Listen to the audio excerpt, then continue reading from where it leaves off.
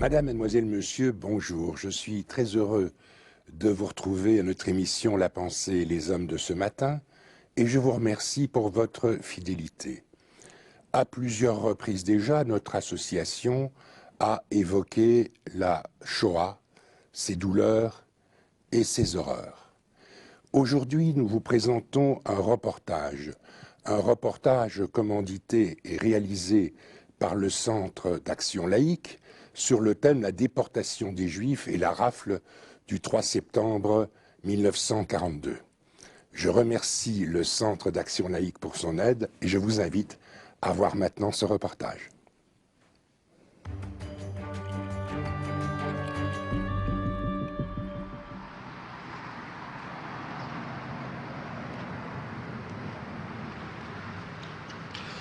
Bonjour, nous nous trouvons ici devant le nouveau musée de Malines caserne d'Ossat qui jouxte l'ancienne caserne d'Ossat et ancien musée juif de la déportation. Ce musée a ouvert ses portes dans un contexte particulier puisque c'est en septembre dernier que le Premier ministre Elio Di Rupo a reconnu pour la première fois l'implication d'autorités belges dans la déportation des Juifs de Belgique. Les villes d'Anvers, Liège et Bruxelles ont fait de même. Et c'est à cette occasion que le film que vous allez voir a été projeté pour la première fois à l'Hôtel de Ville de Bruxelles. Il retrace les différentes étapes qui ont permis que des habitants, des personnes vivant sur le sol national, soient isolés, stigmatisés, discriminés avant d'être enfermés ici à la caserne d'Ossat, puis dans des trains à destination des camps d'extermination nazis. Ce court-métrage, produit par le Centre d'action laïque, est basé sur des documents et des archives d'époque. Il fait donc le point sur le processus qui a précédé la déportation des Juifs, mais également sur le nécessaire devoir de désobéissance des citoyens quand leur État, même sous pression, bafoue la loi et les droits humains les plus élémentaires.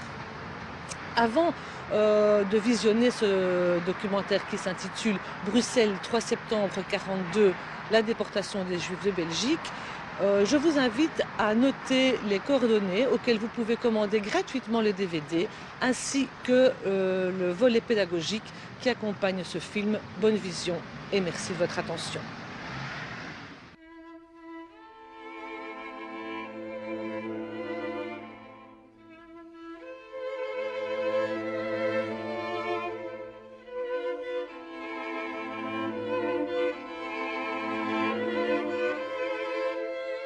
La présence de Juifs sur le territoire de la Belgique actuelle est quasi continue depuis le XIIIe siècle. L'antisémitisme aussi. En 1370, les Juifs de Bruxelles, accusés d'avoir profané les hosties du Saint-Sacrement, sont massacrés ou expulsés.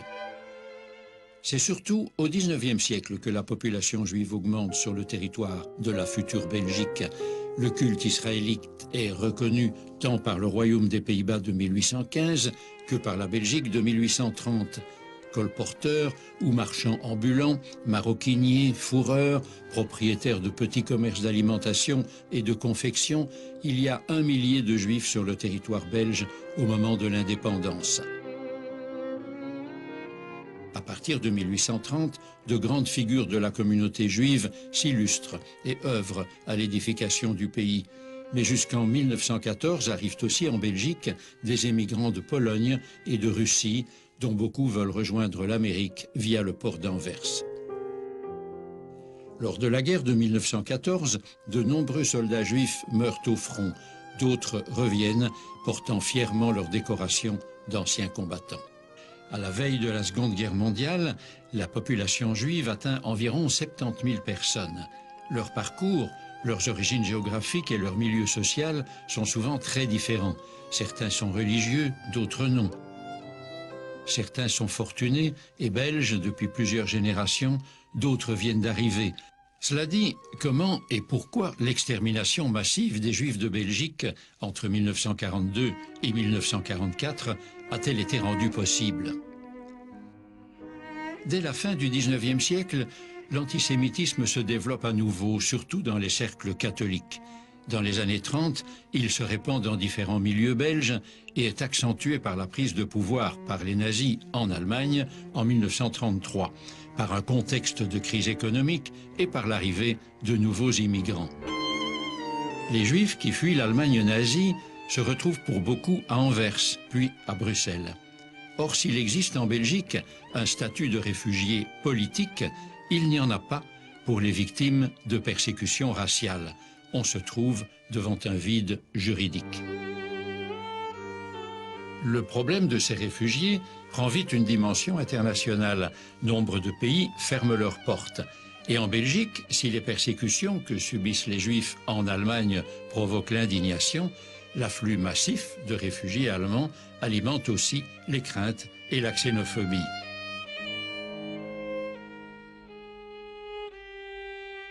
À l'été 1938, la Belgique crée des camps d'hébergement comme celui de Merksplas, destinés à accueillir des hommes dits israélites. Les réfugiés ne peuvent pas en sortir et sont soumis à un régime quasiment militaire. Pour les autorités belges, l'immigration, problème économique et social, devient un problème de sécurité nationale. À partir de juillet 1939, plus un seul juif ne pourra entrer en Belgique ni au Congo. Pendant la drôle de guerre, la politique de rejet des étrangers donne au ministre de la Justice le droit de révoquer tous les permis de séjour et d'interner les étrangers jugés nuisibles. En avril 1940, la gendarmerie et les polices communales établissent des listes d'étrangers suspects. Le 8 mai 1940, 2 jours avant de déclarer la guerre à l'Allemagne, le Conseil des ministres prévoit d'interner tous les étrangers issus de puissances avec lesquelles la Belgique pourrait se trouver en guerre. Près de 6 000 personnes sont arrêtées le 10 mai, sans distinguer rexistes et germanophiles des réfugiés, antifascistes, communistes ou des juifs étrangers et apatrides. Ils sont tous évacués en France dans un chaos indescriptible vers les camps de Gurs, le Vernet d'Ariège et Saint-Cyprien. Ils constituent la grande majorité des 5 835 juifs de Belgique déportés depuis la France vers Auschwitz.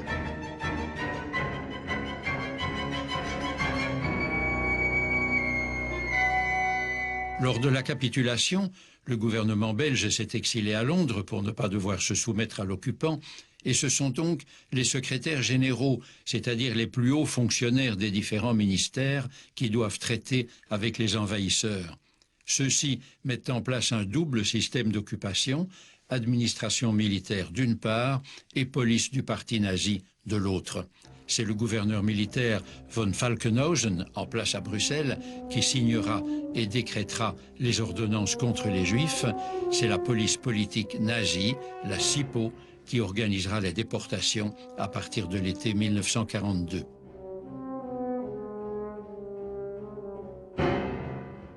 Au mois d'août, les Allemands transforment la forteresse de Brendonk, à 20 km au nord de Bruxelles, en camp dit de transit. 3500 prisonniers politiques y seront enfermés, affamés et torturés. Avant d'être emmenés à Brendonk, beaucoup auront connu les caves de l'avenue Louise, au 343, puis au 347, siège de la SIPO et de la Gestapo. Les Allemands veulent occuper le pays avec un minimum d'hommes, faire tourner l'économie. Ils entendent pour cela s'appuyer sur la coopération des autorités belges. Il y a, à l'époque en Belgique, des partisans de l'ordre nouveau qui souhaitent un système autoritaire. Mais d'un autre côté, la haine de l'allemand depuis la guerre de 14 alimente une résistance au moins passive dans de nombreuses couches de la population. L'expérience de 1914 amène les autorités à pratiquer une politique du moindre mal qui va se révéler pour les Juifs vivant en Belgique une politique du pire. Car 90% des Juifs présents sur le territoire national ne sont pas belges. Ils subiront donc de plein fouet les mesures prises par la Belgique à l'encontre des étrangers, avant d'être soumis à des ordonnances antisémites, 17 entre octobre 1940 et octobre 1942. Au départ, les secrétaires généraux refusent de participer à cette politique discriminatoire nazie en invoquant la Constitution belge et la Convention internationale de La Haye. Mais les nazis vont agir progressivement. À Bruxelles, ils n'acceptent qu'un seul interlocuteur, le bourgmestre de Bruxelles. C'est lui qui représente les 19 communes, après avoir discuté avec ses homologues au sein de la conférence des bourgmestres, des mesures à prendre et des exigences de l'occupant. Le premier arrêté interdit l'abattage traditionnel, mais sans mentionner le terme juif, une manière de stigmatiser les juifs sans les nommer. Sur ordre de l'occupant, les juifs sont chassés de la fonction publique. À Bruxelles, l'ordre de service est signé par le bourgmestre Joseph Van de Meulebroek. Le 31 décembre 1940, 22 personnes sont exclues des services de la ville. Les plus hautes autorités juridiques ne s'opposent pas à l'établissement du registre des Juifs, pourtant contraire à la législation belge. Dès novembre, des fonctionnaires bruxellois établissent un modèle de fiche qui sera utilisé par les autres communes du pays. L'enregistrement commence le 16 décembre 1940 dans l'ensemble des communes bruxelloises. Ces registres de Juifs, rigoureusement tenus jusqu'en 1942, seront communiqués aux nazis. Et ce fichier leur permettra de localiser les familles pour les arrêter et les déporter.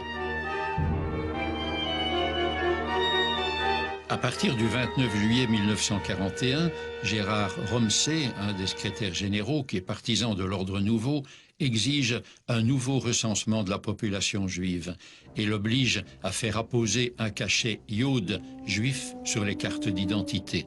Ce recensement sur base ethnique est un manquement grave à la Constitution belge.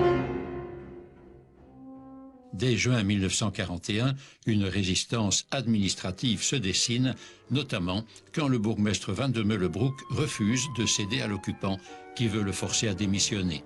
Il sera remplacé par Jules Koolst, son premier échevin, mais avant d'être révoqué le 1er juillet, il fait placarder dans la ville une protestation qui aura un large retentissement. Pendant ce temps, à Anvers, la situation se dégrade tragiquement. Le lundi de Pâques, le 14 avril 1941, 150 sympathisants de la Ligue anti-juive, recrutés parmi les SS flamands, détruisent 200 étalages de magasins appartenant à des juifs et incendient 2 synagogues. De nombreux juifs anversois fuient la métropole et se réfugient à Bruxelles. Le 25 novembre 1941, le gouvernement militaire allemand oblige tous les juifs à se faire membres d'une association dont le comité directeur est composé de juifs désignés par les Allemands. Les statuts sont publiés au Moniteur belge le 21 mars 1942 et la presse clandestine dénonce cette publication illégale au regard du droit belge. Quant aux fonctionnaires de l'Association des Juifs en Belgique, l'AJB, alors qu'ils croient sauver les Juifs belges en recensant les Juifs étrangers, ils constituent de facto un rouage essentiel dans la persécution et la mise en œuvre de la solution finale. Quand l'occupant instaure le travail forcé des Juifs, des employés communaux et des médecins vont aider les Juifs réquisitionnés à échapper à ces mesures, alors que pour les autorités belges, ils sont assimilés à des asociaux, selon la terminologie de l'occupant.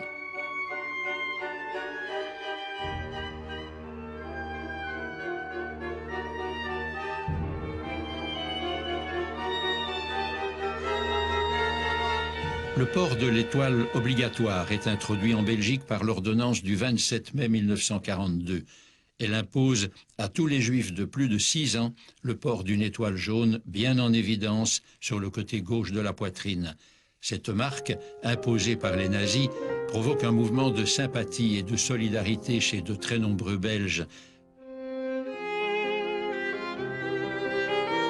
Au contraire de ses collègues de Liège et d'Anvers, Jules Koolst, au nom de la conférence des bourgmestres de Bruxelles, refuse que ce soit les communes qui distribuent l'étoile. En effet, parmi ceux qui doivent afficher cette marque, il y a des juifs de nationalité belge.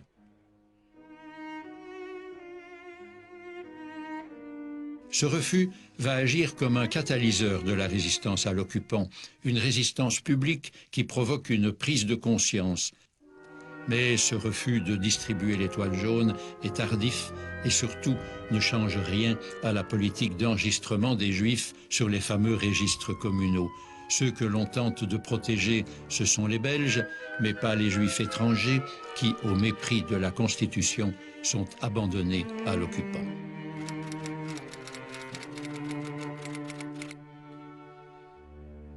La reine Élisabeth intervient d'ailleurs pour que des juifs belges échappent aux mesures et plusieurs citoyens, dont certains anciens combattants, écrivent sans succès à Léopold III pour demander sa protection.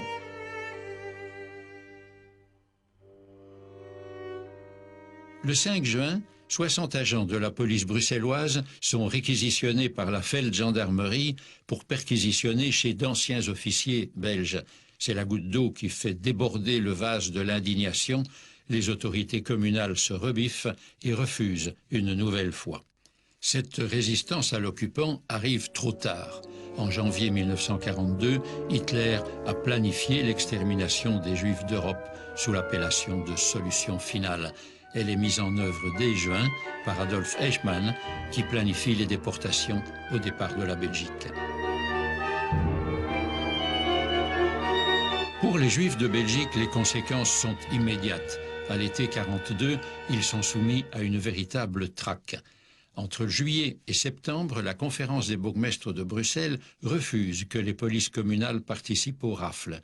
Ce n'est pas le cas à Anvers, où dans la nuit du 15 au 16 août, la police, dirigée par le bourgmestre Léo Deluede, prête main forte aux Allemands et rafle 845 femmes, vieillards, hommes et enfants juifs qui sont emmenés vers Malines avant d'être déportés, pour la plupart à Auschwitz. Entre-temps, les premiers juifs convoqués soi-disant pour le travail obligatoire ont été transférés à Malines et le 4 août, le premier convoi de déportés a quitté la caserne d'Ossins pour Auschwitz-Birkenau. À Bruxelles, le soir du 3 septembre 1942, les Allemands quadrillent le quartier des Marolles où vivent de nombreux Juifs. Le commissaire adjoint de police témoigne. Vers 20h30, de nombreux policiers allemands ont établi un barrage autour des rues Blas, Miroir, Tanner, rue de la Querelle, Van der Hagen, Terre-Neuve, boulevard du Midi. D'autres se sont répandus dans les rues se trouvant dans cet îlot. Ils se sont introduits dans les maisons et y ont arrêté toutes les personnes juives sans distinction d'âge ni de sexe. Ces personnes ont été embarquées et conduites par des camions allemands vers un endroit ignoré. Nos agents, C et D, de service de 17 à 21 heures, ont été retenus par les militaires allemands de 20h30 à 22h45. Ces derniers ne sont pas intervenus dans les arrestations. Sur chaque maison, sur chaque porte d'appartement, les officiers de la Wehrmacht inscrivent « Judenrein » avant que les lieux ne soient systématiquement pillés. Cette nuit-là, 718 personnes sont arrêtées et emmenées vers la caserne d'Ossins à Malines. 3 semaines plus tard, le 27 septembre 1942, tous les bourgmestres bruxellois sont démis, les 19 communes sont fusionnées et le Grand Bruxelles est constitué. Un bourgmestre d'ordre nouveau est installé. À partir de septembre 1943, les arrestations et les déportations viseront également les Juifs de citoyenneté belge, qui représentent 6% de la communauté juive du pays. À Malines, en attendant leur départ en train, les internés sont consignés dans les chambrées 22 heures sur 24. Ils peuvent recevoir des colis et des vivres pour compléter les rations quotidiennes. 24 908 détenus juifs, hommes, femmes et enfants, transiteront par Malines et aussi 351 tziganes. 27 convois partiront de Malines vers les camps et un transportera des tziganes. Seuls 1195 juifs et 16 tziganes survivront. Sur le sort qui attend les juifs internés à Malines, dès janvier 1943, des témoignages rapportent que leurs effets personnels, photos de famille, papiers d'identité, passeports, lettres et attestations sont saisis et déchirés dans ce camp de transit belge, un signal qui ne laisse aucun doute sur leur destination finale et leur mort programmée. À la fin de l'année 42, les déportés passent de plus longues semaines à Malines, car les nazis ont plus de difficultés à remplir de nouveaux convois, entre autres parce que les autorités belges refusent de les seconder lors des arrestations collectives. Jusqu'en octobre 1942, les polices communales procèdent pourtant encore à des arrestations individuelles. Ensuite, ce sont les Allemands et les collaborateurs belges, dont les fameux chasseurs de juifs, qui vont passer à l'action. Après la rafle de Bruxelles, 9000 juifs seront encore arrêtés et déportés depuis la Belgique. Au total, 37% des juifs de Bruxelles seront déportés. À Anvers, c'est 66%. Par ailleurs, de simples citoyens, des antifascistes, communistes, partisans, membres du Front de l'Indépendance, parmi lesquels de nombreux juifs, ont mené des actions de résistance et ont risqué leur vie pour que la dictature nazie soit finalement vaincue. Ceux qui ont réussi à se cacher, à échapper, devront trouver refuge ailleurs. De nombreux Belges de toute conviction vont cacher des familles entières ou des enfants en modifiant leur nom. Des policiers préviennent les familles d'une arrestation imminente, ou encore tel ou tel facteur jette au feu les lettres de dénonciation. C'est en grande partie grâce à ces héros ordinaires et aux justes parmi les nations que plus de la moitié de la population juive de Belgique a pu échapper à l'assassinat de masse. 24 906 personnes, 40% de la population juive du pays, mourront en déportation.